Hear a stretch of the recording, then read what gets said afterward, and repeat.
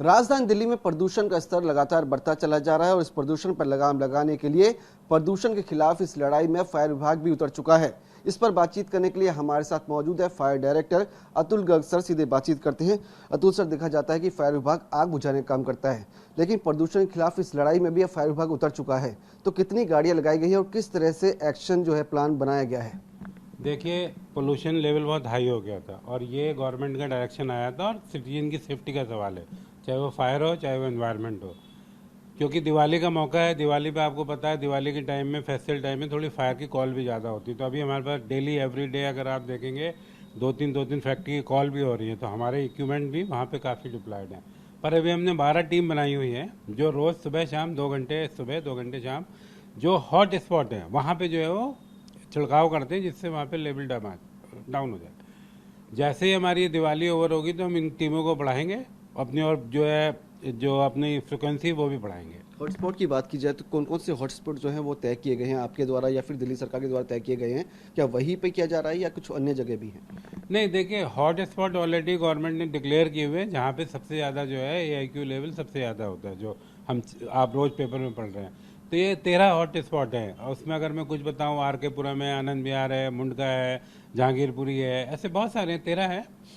ये hot spot है। तो हमने इस सब, क्योंकि यहाँ पे पोल्यूशन का लेवल ऑलरेडी बहुत ज़्यादा है और जगह से ऑलरेडी ज़्यादा है, तो यहाँ पे हमने छिड़काव शुरू किया है, जिससे कि थोड़ा लेवल डाउन हो जाए और वहाँ के लोगों को थोड़ी राहत महसूस हो। 12 टीमें लगाई गई हैं। इन टीमों के अंदर कितने लोग होते हैं सर? एक टीम के अंदर बात करें तो कितने लोग शामिल? देखिए, एक टीम में ना मिनिमम 4 लोग होते हैं, एक ड्राइवर होता है, एक लीडिंग फायरमैन, 2 फायरमैन होते हैं, और ये लोग जो है धीरे धीरे पानी का छिड़काव करते हैं। हमारे छिड़काव करने से थोड़ा सा फायदा ये है, एक तो हमारे पास पानी की क्वांटिटी बहुत ज़्यादा होती है, जो फोग मशीन है जो गवर्नमेंट ने डिप्लाई, उसमें पानी की क्वांटिटी इतनी नहीं होती। दूसरा, हमारे पास क्योंकि ये फायर फाइटिंग इक्विपमेंट है, पानी के छिड़काव का इक्विपमेंट नहीं है, तो इसमें पंप भी होता है। तो हम एक जगह से खड़े होकर काफ़ी लार्ज एरिया कवर कर लेते हैं, स्प्रे बना के काफ़ी।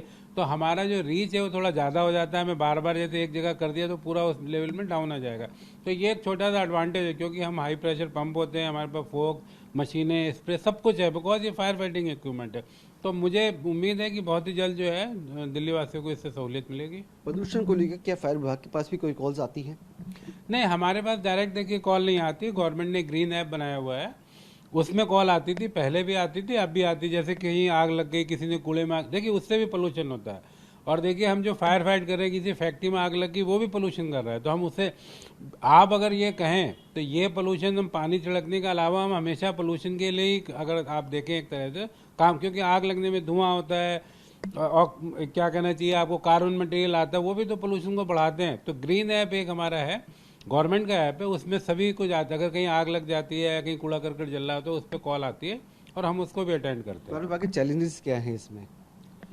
देखिए, मेन चैलेंज तो ऐसा कुछ नहीं है। अगर आप कहें हमारे लिए चैलेंज सिर्फ आता है कि हम सुबह और शाम इसलिए करते हैं, सुबह भीड़ कम होती है, जब क्योंकि हमने पहले भी चैलेंज किया था, अगर हम शाम के टाइम करते थे उस टाइम में थोड़ा AQI लेवल ज़्यादा भी होता है, पर वो पानी किसी के ऊपर गिर जाता है या कार पे गिर जाता है तो वो थोड़ा ना झगड़ा का वो बढ़ जाता है। लोग इस बात को समझ नहीं पा रहे उसकी सेफ्टी के लिए। तो हमने इसलिए सुबह सुबह का टाइम चुना है, क्योंकि उस टाइम लोग भी कम होते हैं, गाड़ियाँ भी कम होती हैं, और हम 4-1 बजे करते हैं, थोड़ा उस टाइम में ट्रैफिक कम होता है, तो उस टाइम में हमारी गाड़ी आसान से चल भी सकती है। क्योंकि शाम को क्या ट्रैफिक इतना होता है, गाड़ी मूव ही नहीं हो पाती है, तो पानी कैसे छिड़का जाएगा? हमें भी गाड़ी के चलने की जगह चाहिए। तो इसलिए हम लोगों ने ये टाइम जो है 3:30-4 बजे से हम 5:30 बजे तक वापस आते हैं, जब ट्रैफिक बढ़ने वाला आता है, तो कोई डिस्प्यूट ना हो, कोई किसी को ना हो।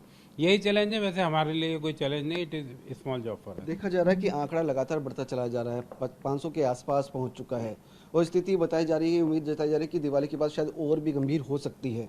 तो क्या और गाड़ियों में इजाफा किया जाएगा प्रदूषण के खिलाफ में? जी, जैसे मैंने बताया, क्योंकि दिवाली के टाइम पे जो ये फेस्टिवल सीजन चल रहा है, इस टाइम में फायर कॉल हमेशा बढ़ती है, ऐसा नहीं कि इस बार बढ़ रही है। तो क्योंकि अभी हमारी जितनी भी गाड़ियां या रिसोर्सेज हैं वो अभी थोड़ा उसमें डिप्लॉयड है। जैसे आप देखिए, कल रात भी एक बहुत बड़ी फायर हुई, अभी चली रही है, वो 25 गाड़ियां करीब हमने उसमें भेजी हुई हैं। बवाना में फैक्ट्री में आग लगी थी।